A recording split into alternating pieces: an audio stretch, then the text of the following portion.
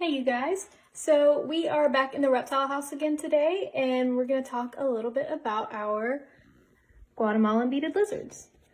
So this guy is going to be looking for some food while I give this talk. We've just buried it very close to the surface. As you can see, there's an egg right there and I have another egg down there if this guy ever decides he wants to come down. But this is, I believe this is Esteban, so again, a Guatemalan beaded lizard. So they get that name. I'm not gonna mess with you, buddy. I know, I'm sorry, you're looking for your food. So we'll come over here, kind of get out of his way. So they get that name, beaded lizard, from their skin. So if you look, they have studded skin. That's actually where their genus name, Heloderma, comes from. It's Latin for studded skin. So each one of those studs is an osteoderm. I know. An osteoderm is just a little piece of bone, and you can actually see these guys' osteoderms on their skull. So if you look it up, you get a really cool, you can see a really cool picture of these guys' skull.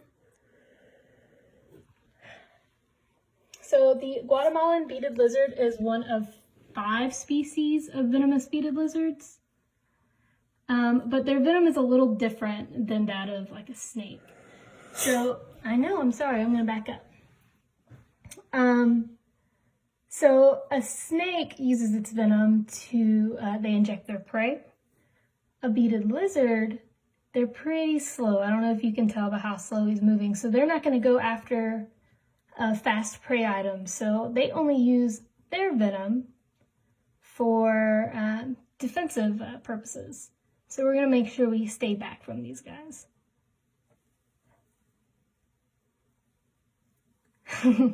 So as I was saying, these guys are pretty slow, so they're not going to go after fast-moving prey items like rodents can be pretty quick, or birds, lizards, things like that. They're instead going to go for their eggs.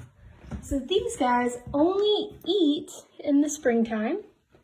When those birds and lizards have laid all their eggs or they have recently hatched, like the old chicks or things like that. For the rest of the year, they're really inactive. They're going to be in burrows, in rocky crevices, sleeping. But when laying season comes around, they will spend hours every day digging and looking for food, and they will completely gorge themselves. So if you look at his tail right here, you can see it's kind of thick. So like some other lizards, these guys store all their fat in their tail.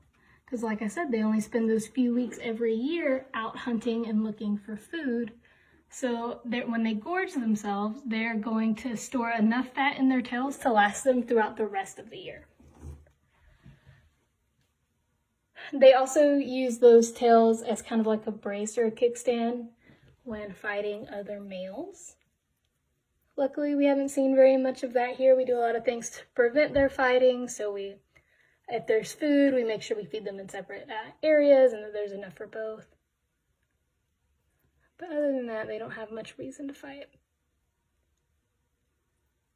I know, I'm sorry. So typically we would feed them with tongs or have the item out for them, but this is enrichment, and we want to get them doing some of their natural behaviors with this enrichment, so they're going to have to search and dig for their eggs today.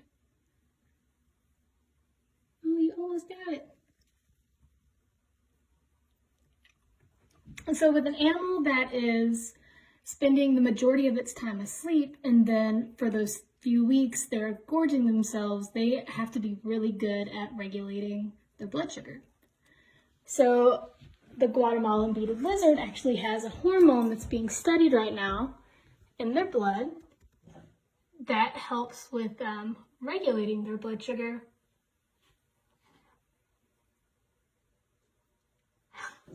With that being said, that hormone has been synthesized and is used to treat type 2 diabetes.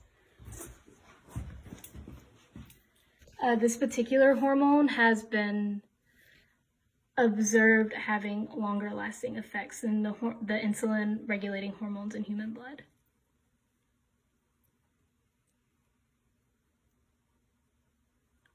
So as I said, these guys are venomous.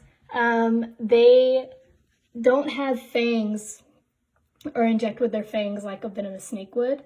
They have glands along their lower jaw, and their teeth, they have like 3, I believe, enlarged teeth on that lower jaw that has these grooves in them.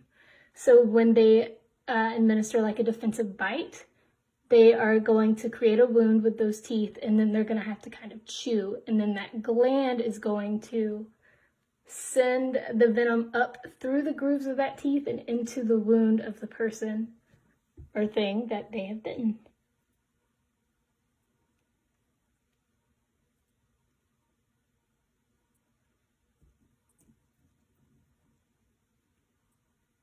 I think we're onto something here.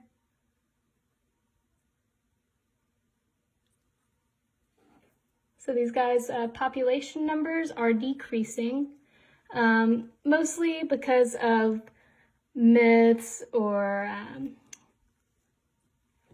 you gonna get it? Myths or misconceptions about these guys being venomous. Like I said, they only use that venom defensively, so they're not too much a threat if you just kind of leave them alone. There are organizations out there that are being quite helpful with educating the public and habitat restoration and protected lands to make sure these guys have a place that they can thrive. One of the ones that Chiha works with is Project Heloderma, and they are based in Guatemala, and they do a lot of really great things for this species.